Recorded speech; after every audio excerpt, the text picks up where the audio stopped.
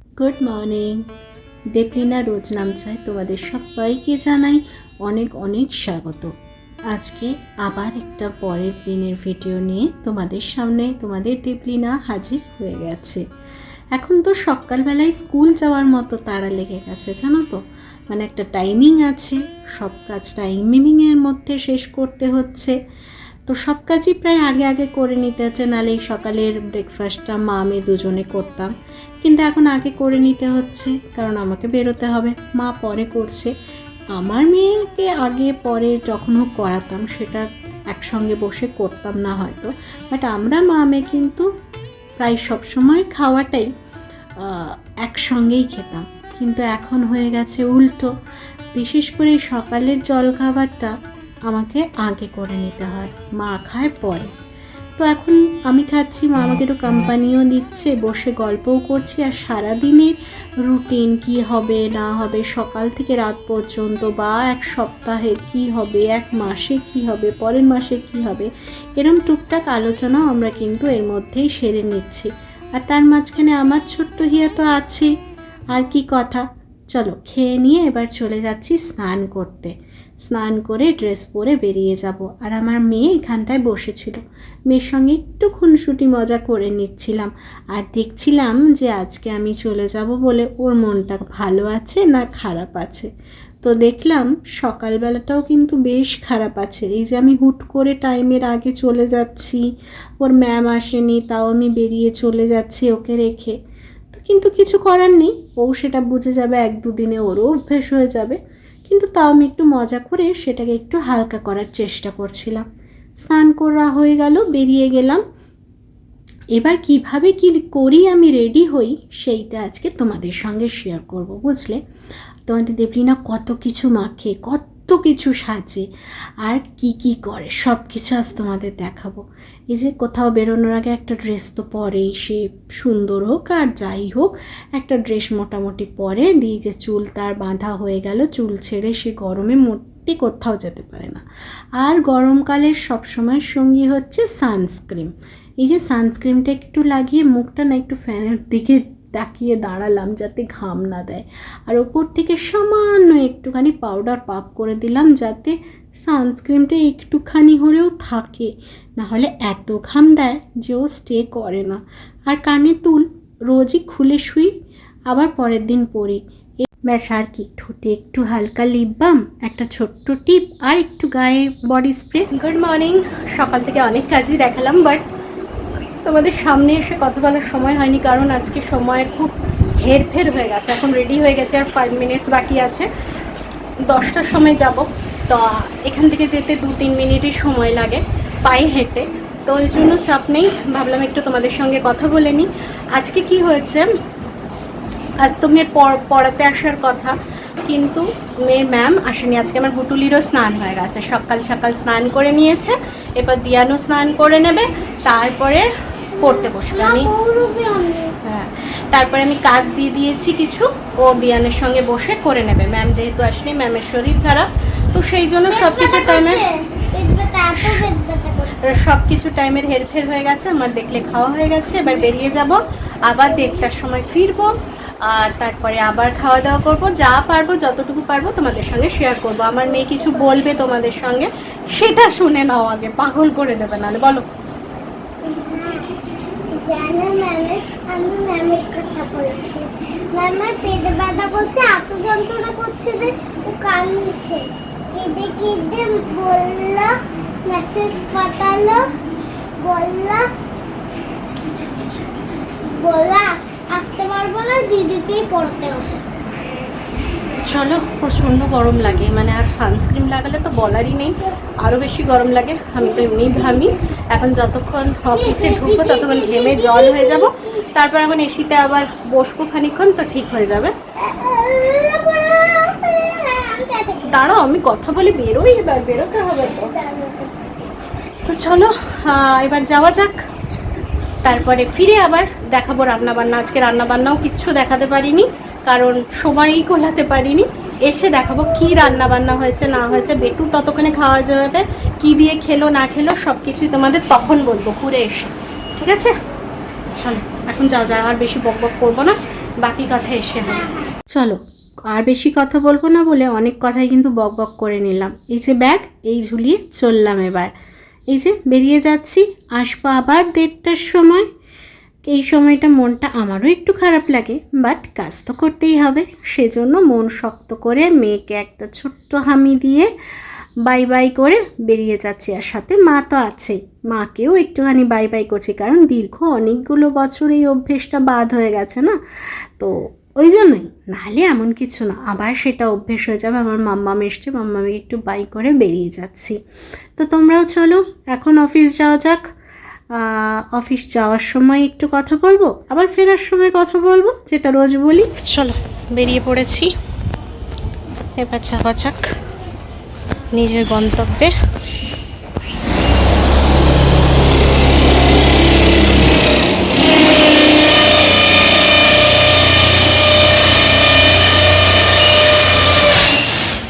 এখনকার যে গন্তব্য থাকে রোজকার, বেরিয়ে পড়েছি। ছাতাটা ফুটাই নিয়েই তো এক্ষুনি পৌঁছে যাবো, ওই জন্য এখন ফুটিয়ে নেবো ভাবছি। রোদটা লাগবে, ওই রাস্তাটায় পুরো রোদ, কি করব দেখি।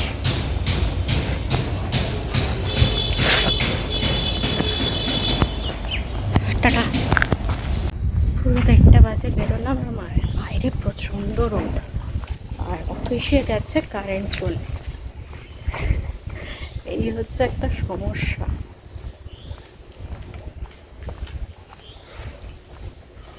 বাইরে প্রচণ্ড রোদ, তো এই যে রোদ, তারপরে এসি, তারপরে আবার ঘরে গিয়ে এসি, এই করে না সন্ধ্যেবেলা কি হচ্ছে, মাথা ধরে যাচ্ছে। এই করে না মাথা ধরে যাচ্ছে। এই মানে ঠান্ডায় ঢুকছি, রোদে গরমে যতটুকুই হাঁটি, মানে একদম এসি থেকে বেরিয়ে যাচ্ছি রোদে, আবার এখন ঘরে গিয়ে এসিতে ঢুকবো, শোবো একটু, এডিট করে যাই করি, এই প্রবলেমগুলো হচ্ছে। আর এই মাথা পেছন দিকে লাগছে, কী আর করবো বলো, করতেই হবে। আর এই সময়টা এত রোদ গরম পড়েছে, আবার একটু বৃষ্টি দিলে কয়েকটা দিন একটু স্বস্তি পাওয়া যাবে। কী ছাতা ভিডিও করছি আমি জানি না, বেশিরভাগ টাইমটা বাইরে চলে যাচ্ছে। ওই বুড়ি ছোঁয়া হচ্ছে, তোমাদের কথা রাখা হচ্ছে, মানে যাচ্ছি ওখানে তো আর ভিডিও করাটা ঠিক না, তো ওখানে আর করবোইটা কি, কথাও বলতে পারবো না, তো সেই জন্যই আর কি এই যাতায়াত।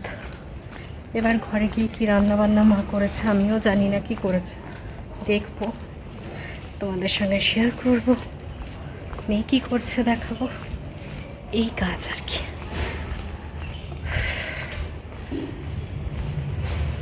চলো দেখা যাক, মেয়ের হয়তো খাওয়া হয়ে যাবে, তারপর আমি গিয়ে ড্রেস ট্রেস চেঞ্জ করবো, দিয়ে খেতে বসবো।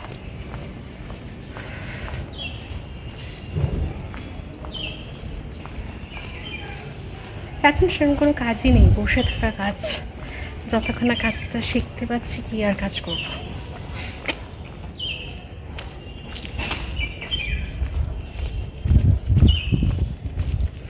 চলে এসে গেছি, আর এই ফোন ধরে ব্যাগ নিয়ে ছাতা নিয়ে আর পেরে উঠছি না।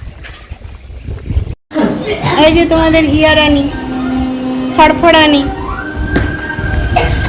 হিয়ারানি, হাই করে দাও একবার হিয়ারানি। বাবু দু চোখ বন্ধ করো, ঝগড়া লাগবো, দু চোখ বন্ধ করো, হাই করো ভালো করে, হাই করো বাবা, আরে ভালো করে হাই করো, করো করো করো করো করো। ও হিয়ারানির খাওয়া হয়ে গেছে, আজকে রান্নাগুলো দেখি চলো। হ্যাঁ, আর এখানটা লাইট কম। পোস্ত, লাউ আলু পোস্ত, এটা বেটুর, আর এটা আমাদের লাউ দিয়ে আলু দিয়ে পোস্ত। এটা তো দুধ আছে। বেটু ডিম ভাজা খেলো, মাছ খায়নি। আমাদের এই যে স্যালাড হয়েছে, আর এখানে চলছে মাছ ভাজা, মাছ ভেজে এই যে এখানে মাছ চট মাখা হবে, মাছ ভর্তা, বুঝেছ? এই হচ্ছে আজকের রান্না বান্না। হিয়া বুড়ি বললো মাছ খাবো না, ওই জন্য ওর জন্য হলো ডিম ভাজা আর আমাদের মাছ। সাউন্ড দিয়ে দিয়েছি, সাউন্ডটা বন্ধ করেছিলাম তোমাদের সঙ্গে কথা বলবো বলে, দিয়ে দিলাম। এবার খেয়ে নিয়ে একটু ভয়েস দেব, ভিডিওটা এডিট করব যতটা হয়, আপলোডটা অফিসে গিয়ে করব, ভালো তো ওয়াইফাই আছে, আপলোডটা ওখানে গিয়ে করে নেবো, অতটা চাপ নেব না। হ্যাঁ যাচ্ছি, চলো। বসে বসে হাঁপিয়ে যাচ্ছি, কাজ করলে কি হবে, প্রচুর চাপ কিন্তু জানো, কাজগুলোর জন্য প্রচুর চাপ। অ্যাকাউন্টসের কাজ, পেলে আমি ঢুকেছি অ্যাকাউন্টস ফার্মে, তো অ্যাকাউন্টসে প্রচুর চাপ। মনে হচ্ছে মাথায় ঢুকবে তো আদৌ না মাথার উপর দিয়ে ঠাঁই করে চলে যাবে বুঝতে পারছি না। কালকে বলছিলাম যে আছে দাদা, বলছে না না সব পারবেন, চিন্তা করবেন না, আমি ঠিক আপনাকে একদম বেসিক থেকে ধরে আপনাকে সব বুঝিয়ে দেবো, যাতে আর ভবিষ্যতে কোনো দিন প্রবলেম না হয়, যাতে আপনিও মানে কাউকে শেখানোর মতো ইয়েতে আমি শিখিয়ে দেবো। দেখা যাক, শেখালে তো হবে না, আমাকে নিতেও পারতে হবে, সেটা সব থেকে বড় কথা। আমি কতটা নিতে পারবো, যে দেবে সে তো তার 100% দিয়েই দেবে, বাট আমাকে তো আমার 100%টা নিতে হবে। আমার ব্রেন কতটা নিতে পারবে কে জানে বাবা। কাজগুলো বসে বসে দেখছি না, শুধু মনে হচ্ছে কোথা থেকে কী করে দিচ্ছে, কোথা থেকে কী করে দিচ্ছে। তাও বসে বসে দেখে তাও টুকটাক একটু আইডিয়া হচ্ছে, আরেকজন যে আছে সে করছে, তো মোটামুটি সেও বলছে দিদি এটা থেকে এটা হচ্ছে, ওটা থেকে ওটা হচ্ছে, জিজ্ঞেস করছি। দেখা যাক, পারলে করবো, চেষ্টা করতে তো কোনো ইয়ে নেই না, ট্রাই করি, তারপরে যা হবে দেখা যাবে ফলাফল। চলো এবার খেয়ে নিই, হ্যাঁ খিদেও পেয়েছে আজকে, খেয়ে নিই তারপরে কথা বলবো। 4:30 আমিও বেরিয়ে গেলাম আমার কাছে, একটু শুইনি, বিশ্বাস করো, এডিট করলাম, এডিট করেই বেরিয়ে গেছি, একটু রেস্ট নিয়ে আজকে। বেঠু উঠে আছে, এই শুলো 3টের সময় জোর করে ঘুম পাড়ালাম, আবার উঠে গেছে। আমি যাওয়ার আগে রোজ উঠে যায়, তাও আমি লাইট জ্বালি না, রুমে ঢুকি না, অন্য রুমে রেডি হই। 5 থেকে উঠে গেলে না ও বুঝে যায় যে মা বেরিয়ে যাচ্ছে, এটা একটা বড় সমস্যা। মাকে জ্বালাতে থাকবে, কী খাবো কী খাবো কী খাবো করতে করতে, আর একটুখানি ঘুমোলে, আমি যখন থাকি তখন 5টা পর্যন্ত ঘুমায়, সুবিধা হয়। বসে গেছে, চলো যাই। রাস্তাঘাটের অবস্থা দেখো না, 4টে বাজে, পুরো 4টে বাজে। দেখো সব বাড়িতে মোটামুটি দরজা লাগানো, জানলা লাগানো, এসি চলছে, আর রাস্তা পুরো ফাঁকা খাখা করছে, একটা গাড়িও যেতে দেখবে না, একটা মানুষও দেখবে না, আর পাখিও দেখতে পারবে না। মানে এখন যে গরমটা পড়েছে এই 2টো দিন, তাতে এই সময়টা হেঁটে গিয়ে মনে হয় পুরো যেমন যখন এসিতে ঢুকে যায়, মনে হয় যেমন গরম কিছুর থেকে একটা ঠান্ডা কিছুতে ঢুকে গেলাম। মানে প্রচণ্ড গরম আবার পড়েছে, আর রাস্তাঘাট তো তোমাদের দেখিয়েই দিলাম, জনমানব শূন্য। তাও কাজকর্ম তো আমাদের করতেই হবে, যারা বেরোনো তাদেরকে ঠিক বেরোতেই হবে। Good evening. অফিস থেকে বেরিয়ে বাজারে চলে এসেছি, মা মেয়ে দুজনেই। আজকে একটা ভীষণ মানে বড় কাজ করতে চলেছি। কি বলো তো? বলবো দাঁড়া, একটু ধৈর্য ধরো। অনেক দিন ধরে এই কাজটা করব ভাবছি, কিন্তু সবই জানো, আর নতুন করে বলছি না, নাই করছি না, এক্ষণে অনেকেই ঝাঁপিয়ে আসবে, নাই করো তুমি সারাক্ষণ, তাই আর বলছি না। তাই মানে সব কিছু কুলিয়ে উঠতে পারছিলাম না, তাই এই জিনিসটাও করা হয়ে উঠছিল না। কিন্তু আজকে এক প্রকার জোর করেই মাকে নিয়ে যাচ্ছি। এই শখ পূরণ বলবো না, এটা দরকারি, সব মানুষের এখন এটা দরকারি পূরণ হয়ে গেছে। আগে হয়তো শখ পূরণ ছিল, বাট এখন এটা না হলে চলা যায় না, মানে চলা ভীষণ মুশকিল। আমাদের হাতের এই মোবাইলটার কথা বলছি গো, হ্যাঁ এই যে দেখো সামনে মোবাইল দোকানেই আসছি। আমার মা যে মোবাইলটা ব্যবহার করে সেটা আমার মোবাইল, 2019 সালে আমাকে আমার বর বিবাহবার্ষিকীতে গিফট করেছিল। আমি 5 বছর চালিয়েছি। তারপরে মাকে 2023 সালে দিয়েছি। মা 2023 থেকে 26 পর্যন্ত চালালো। এখনও ইচ্ছে ছিল চালাবে, কিন্তু সে আর জবাব দিয়ে উঠছে, বুঝলে, সে আর পারছে না নিতে। তাই এক প্রকার জোর করেই আজকে মাকে ফোনটা কিনে দিলাম। হ্যাঁ, এই ফোনটাই কিনে দিলাম। আমি কিনে দিলাম বলবো না যে আমি পয়সা দিলাম, ওই সব কিছু মিলিয়ে মিশিয়ে গুছিয়ে মায়ের পয়সা দিয়েই মাকে পছন্দ করে কিনে দিলাম। কারণ আমি এখন দেওয়ার মতো সেই সামর্থ্য আমার হয়নি। যদি হতো তাহলে বলতে হতো না, আমিই কিনে দিতাম মাকে। কারণ আমার পাশে সব থেকে বেশি আমার মাই আছে, তো মাকে কিছু দিতে পারলে ভালোই লাগতো। কিন্তু সত্যি কথা বলতে এখন এত কিছু শখ পূরণ করার মতো সময় আমার নয়। এই যে ফোনটা কেমন হয়েছে অবশ্যই জানিও কিন্তু। হ্যাঁ, ওপোর ফোন, মোটামুটি ভালোই লাগলো, আর খুব কম দামিও নিইনি, মোটামুটি ঠিক আছে। চলো, এসে গেছি মায়ের ফোন কিনে। ফোনটা কেমন হয়েছে দেখাই। কভার পরানো আছে, দেখতে পাবে না। এই যে এইরকম কালার, ফোনে আবার অন্য কালার আসছে।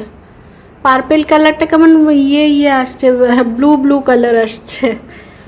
এই যে এটা নিলাম ওপর, চার্জে দিয়েছি। আর রাত্রে রান্না নেই, রাত্রে রান্না মা করতে বসেছে। মানে এখন আমি ড্রেস ছাড়িনি, মায়ের ফোনটাই দেখছিলাম। এরপরে রান্না হবে, তারপরে খাওয়া দাওয়া হবে। আর এদিকে বেটু ওই ঘরে ছিল, ওই ঘরে পড়াশুনো করেছে। ও ব্রাশ পেস্ট সব মানে শেষ হয়ে গেছিলো, নিয়ে এলাম বাজার থেকেই। ফিরলাম, কোমরে এত লাগছে না, ফোন দোকানে এতক্ষণ দাঁড়াতে হচ্ছে, বিরক্ত। আমার কোমর পায়ে যন্ত্রণা শুরু হয়ে গেছে রীতিমতো। যাই হোক, আমার একটা কাজের জিনিস হয়েছে, মায়ের ফোন হয়েছে, সেটা তো হয়েইছে, সাথে আমার একটা হেডফোন হয়েছে। আমার হেডফোনের খুব দরকার ছিল, তো হেডফোনটা ফ্রি দিয়েছে। এটা আমার লাভ হয়েছে। তো ওইটা আমার একটা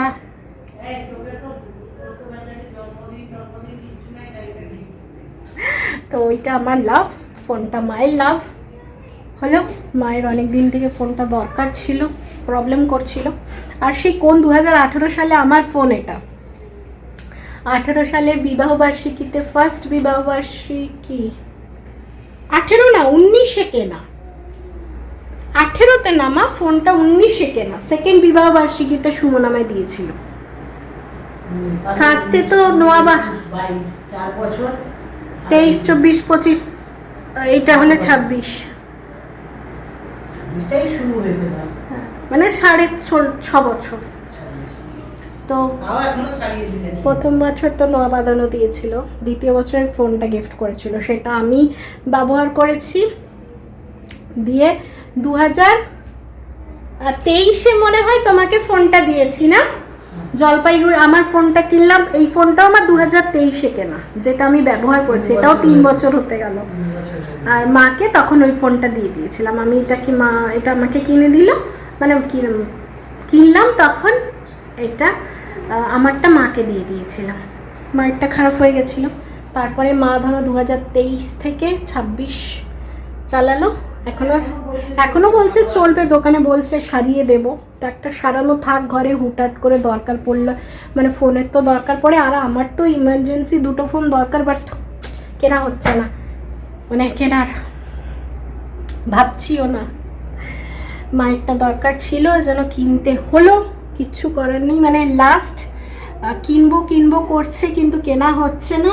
পেছনের চিটটা যেটা খুলে গেছে, আমি বলছি যদি বাস্ট করে রে, যদি ব্যাটারি খুলে গিয়ে থাকে, আমি মাকে বলছি 2 দিন ধরে বলছি কম ব্যবহার করো, যদি বাস্ট হয়ে যায় রে তাহলে একদম বিপদের শেষ থাকবে না।